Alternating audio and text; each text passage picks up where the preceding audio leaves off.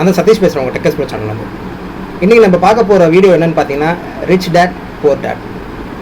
இது வந்து மோஸ்ட்லி நெட்வொர்க்கர்ஸ் எல்லாருக்குமே இந்த புக்கை பற்றி தெரியும். நான் சொல்கிறேன், நார்மலாக இருக்கிறவங்க இந்த புக்கை பற்றி தெரிஞ்சுன்னா நம்ம வீடியோ வந்து மறக்காமல் ஃபுல்லாக ஸ்கிப் பண்ணாமல் பாருங்கள், அப்போ தான் உங்களுக்கு புரியும். இந்த புக்கு வந்து பார்த்தீங்கன்னா ராபர்ட் கியோசாகி அப்படிங்கிற ஒரு ஆள் எழுதப்பட்டது. இவர் யாருன்னு கேட்டிங்கன்னா நெட்வொர்க்கர் தான் வந்து best instrument for going next level அப்படிங்கிறத வந்து ப்ரூவ் பண்ணவர்.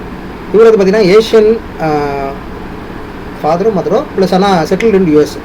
இவர் வந்து பார்த்தீங்கன்னா எம்ப்ளாயியோட லைஃப் ஸ்டைலை வந்து ஃபுல்லாக அந்த புக்கில் சொல்லியிருப்பார். எம்ப்ளாயி வந்து அவங்களோட லைஃப் ஃபுல்லாக எவ்வளோ கஷ்டப்பட்டு வேலை பார்த்தா எவ்வளோ சம்பாதிக்க முடியும், அதில் என்னென்ன கஷ்டங்கள் இருக்குது அப்படிங்கிறதையும் சொல்லியிருப்பார்.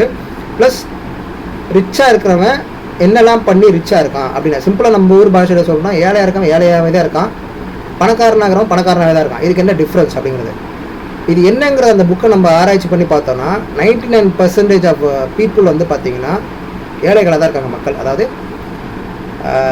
பிச்சைக்கார படத்தில் ஒருத்தன் சொல்லுவான், இந்த 2000 நோட்டு மிச்சம் இருக்கவங்க ஃபுல்லாக பார்த்தீங்கன்னா சில்லற மாத்திரை தான் கையில் சுற்றிட்டு இருக்கான் அப்படின்னு தான் சொல்லுவாங்க. அதே கதை நம்புது 99% ஆஃப் பீப்புள் வந்து நம்ம காசு ரொட்டேஷன் தான் பண்ணிகிட்டு இருக்கவங்களுடைய ஏர்ன் பண்ணல, சேவிங் பண்ணல. We are just rotating the money. காசு வருது, செலவு பண்ணுறோம், அதை அப்படியே ரொட்டேட் பண்ணிருக்கோம். பட் ஆனால் அந்த 1% ஆஃப் பீப்புள் இருக்குது பார்த்தீங்களா, அவங்க தான் வந்து பார்த்தீங்கன்னா ஏர்ன் பண்ணி மணியை வந்து மல்டிப்ளேட் பண்ணுறாங்க. அதான் பார்த்தீங்கன்னா அந்த ரிச் வந்து ரிச்சாகவே இருக்கான்னு சொல்கிறது அந்த கேட்டகரி. என்னடா நீங்கள் யோசிக்கலாம், 99% பீப்புள் வந்து வெறும் இப்படின்னா கண்டிப்பாக வந்து அதான் உண்மை. நீங்கள் வந்து நெட்டில் சர்ச் பண்ணாலும் தெரியும். இந்த புக்கு வந்து பார்த்தீங்கன்னா அவர் முழுக்க ஒரு ரியல் லைஃப் இதை வச்சு அந்த எழுதியிருக்காரு.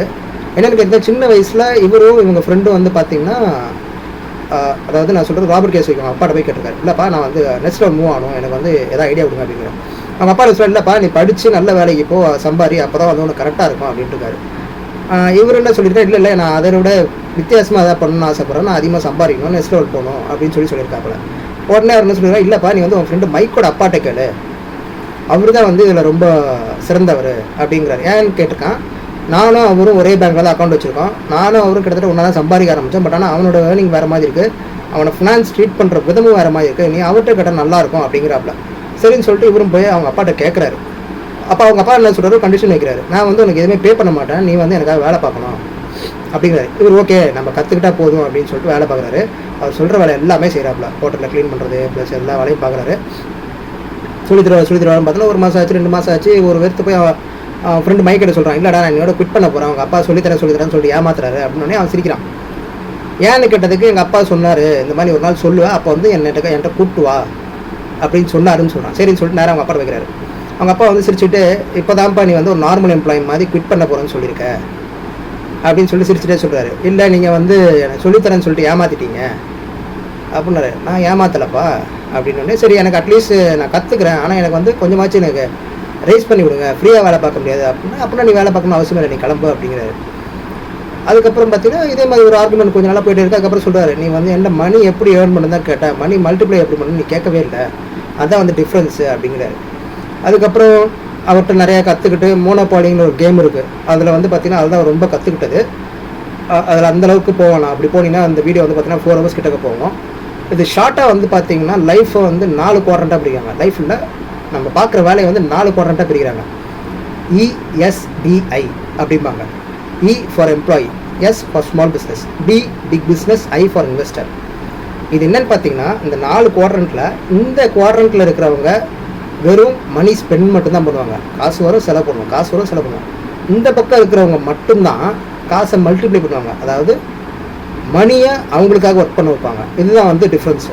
நம்ம எம்ப்ளாய் என்ன பண்ணுவோம், மாதம் ஒரு 30,000 சம்பளம் அப்படின்னா வரும், நம்ம செலவு பண்ணுறோம், ரெண்ட்டு எல்லாமே கட்டி முடிச்சு கையில் பார்த்தா ஒன்றுமே இருக்காது. 5ஆம் தேதி 10ஆம் தேதி தான் இருக்கும். அதுக்கப்புறம் பார்த்தீங்கன்னா மறுபடியும் அடுத்த மாதம் சேலரி எப்போ வரும்னு காத்துட்டே இருப்போம். சரி அவன் தான் அப்படி ஸ்மால் பிஸ்னஸ் என்னடான்னு பார்த்தீங்கன்னா கடைக்கு பொருள் வாங்கணும், அது இது பண்ணணும், என்ன பண்ண தெரியலடா அப்படின்னு சொல்லிட்டு அவன் முடிச்சுட்டு இருப்பான். சரின்னு சொல்லிட்டு நம்ம எதிர்பார்ப்போம், டாக்டர் இன்ஜினியர்லாம் பரவாயில்ல அதிகமாக சம்பாதிப்பாங்கன்னு நினைப்போம். அவங்களுக்கு ஏற்ற கமிட்மெண்ட் கண்டிப்பாக இருக்க தான் செய்யும். ஆனால் இந்த பக்கம் இருக்கிறவங்க என்ன பண்ணுவாங்கன்னா மணியை எப்படி சேவ் பண்ணி அதை வந்து எப்படி அவங்கள மல்டிப்ளை பண்ணுவாங்கன்னு சொல்லிட்டு அவங்க யோசிப்பாங்க. இதுதான் வந்து நம்ம ஊர் பாஷையில் சிம்பிளாக சொல்லணும்னா ஏழையாகவே இருப்பான், பணக்காரனாக இருப்பான். என்னென்னு கேட்டால் தெரியாது, எதனால் இவங்க இப்படி இருக்கான்னு சுத்தமாக புரியாது. இதை தான் வந்து பார்த்திங்கன்னா இந்த புக்கில் தெளிவாக எக்ஸ்பிளைன் பண்ணிருப்பாங்க. நம்ம மைண்ட் செட்டை மாற்றணும். நம்ம என்ன பண்ணுவோம்னா, சரி இந்த மாதம் 30,000 வருது, அடுத்த வருஷம் ஒரு 5,000 ஹைக் போட்டிருக்காங்க, 35,000 வருதுன்னா 1 வீடு வாங்கி போட்டுருவோம் ஹோம் லோனில். ஆனால் அவங்க என்ன பண்ணுவாங்கன்னா எப்போவுமே அவங்க வாங்குகிற சொத்துலேருந்து வர்ற வருமானத்தில் வச்சு தான் அடுத்து அவங்க வாங்கிட்டு போயிட்டே இருப்பாங்க. இதை வந்து நீங்கள் நல்லா நோட் பண்ணிடலாம். இதுதான் வந்து பார்த்தீங்கன்னா நமக்கும் அவங்களுக்கும் உள்ள ஒரு மைண்ட் செட் டிஃப்ரென்ஸு. ஸோ எப்போ நம்ம வந்து மைண்ட் செட்டை மாற்றி நம்ம அடுத்த லெவலுக்கு, அதாவது இந்த சைடு குவாட்ரண்ட்டுக்கு போகிறோமோ, அப்போ தான் வந்து நம்ம லைஃப்பில் வந்து அந்த ஃபினான்ஷியல் ஃப்ரீடம் அப்படிங்கிறத வந்து ஈஸியாக இது பண்ணலாம். ஸோ எப்போவுமே உங்களுக்கு வந்து அடுத்த லெவல் மூவ் ஆகணும் அப்படின்னு டவுட் கேட்குறதா தான் இந்த குவாட்ரண்ட்டில் உள்ளவங்கள்ட்ட கேளுங்க. நம்ம நிறைய பேர் நம்ம எம்ப்ளாயாக இருப்போம். நம்ம வந்து இந்த குவார்டர் மூவ் பண்ணால் ஸ்மால் பிஸ்னஸில் போய் கேட்போம். அவனும் கிட்டத்தட்ட நம்ம கேட்டதான், மச்சான் நம்ம வந்து நான் இன்வெஸ்ட் பண்ணலான்னு இருக்கேன், இல்லைனா ஸ்டாக் மார்க்கெட் பண்ணலான்னு இருக்கேன், இல்லைனா ஏதாவது பண்ணலான்னு இருக்கேன்னு சொல்லும்போது அவன் என்ன சொல்லுவான்னா, இல்லை மச்சான் காசு ரொம்ப முக்கியம், ரொம்ப சேஃப்டியாக கஷ்டப்பட்டு சம்பாரிச்சது அப்படின்னு சொல்லிட்டு நம்ம மைண்ட் செட்டில் உள்ள தாட்டை அப்படியே தான் சொல்லுவானே ஒழிய இது பண்ணியிருப்பாங்க.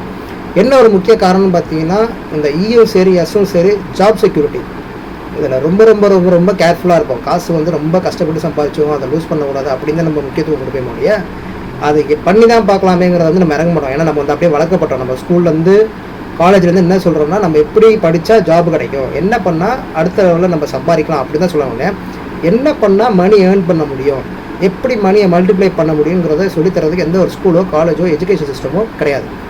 ஸோ இது வந்து நான் அதான் சொல்லுங்க, ரிச்சாக இருக்கவங்க எப்போவுமே ரிச்சாகவே இருப்பான். ஏன்னு கேட்டால் அவன் வந்து அவனுக்கு பிள்ளைங்களுக்கு அப்படின்னு சொல்லிட்டு போயிட்டே இருக்கும், சொல்லி கொடுத்துட்டே இருப்பான். அவன் வந்து அந்த மைண்ட் செட்டிலே இருப்பான். ஆனால் நம்ம என்ன பண்ணுவான், நம்ம வேலை பார்த்து ரிட்டையர் ஆகி வருவோம். நம்ம பசங்க என்ன சொல்லுவோம், டே ஒழுங்காக படுறா, அப்போ தானே வேலை கிடைக்கும், அப்போ தான் நீ சம்பாதிக்க முடியும், அப்போ தான் வந்து அடுத்த லெவல்லாம் போக முடியும்டா அப்படின்னு சொல்லியே வளர்ப்போம். இதுதான் வந்து பார்த்தீங்கன்னா நம்ம மைண்டில் ஃபிக்ஸ் ஆகிடுச்சு. இதுதான் வந்து பார்த்தீங்கன்னா இந்த புக்கில் வந்து நான் ஷார்ட்டாக சொல்கிறேன். இது இன்னும் டீட்டெயிலாக உள்ள கதையெல்லாம் நிறையா இருக்குது. அதெல்லாம் பார்த்தீங்கன்னா படிச்சுன்னா ஒரு 3 hours 4 hours வீடியோ போகும். அந்தளவு போய் நான் உங்களுக்கு போர் அடிக்க விரும்பலை. அந்த புக்கு வேணும் அப்படின்னா டிஸ்கிரிப்ஷனில் லிங்க் தரேன், அதை வாங்கி அழகாக படிங்க. நல்லா யூஸ்ஃபுல்லாக இருக்கும். அதாவது எம்ப்ளாயி மைண்ட் செட்டில் உள்ளவன் எப்படி பிஸ்னஸுக்கு போகணும் அப்படிங்கிறத வந்து அழகாக சொல்லியிருப்பாங்க. ஹோப் இந்த வீடியோ உங்களுக்கு யூஸ்ஃபுல்லாக இருக்கும், பிடிச்சிருக்கும்னு நம்புகிறேன். உங்கள் டீமுக்கும் ஷேர் பண்ணுங்கள், உங்கள் ஃப்ரெண்ட்ஸுக்கும் மறக்காமல் ஷேர் பண்ணுங்கள், சப்ஸ்கிரைப் பண்ணுங்கள், மறக்காமல் பெல் பட்டன் அழுத்துங்க. தேங்க்ஸ் ஃபார் வாட்சிங் this video. Satish from Tech explorer.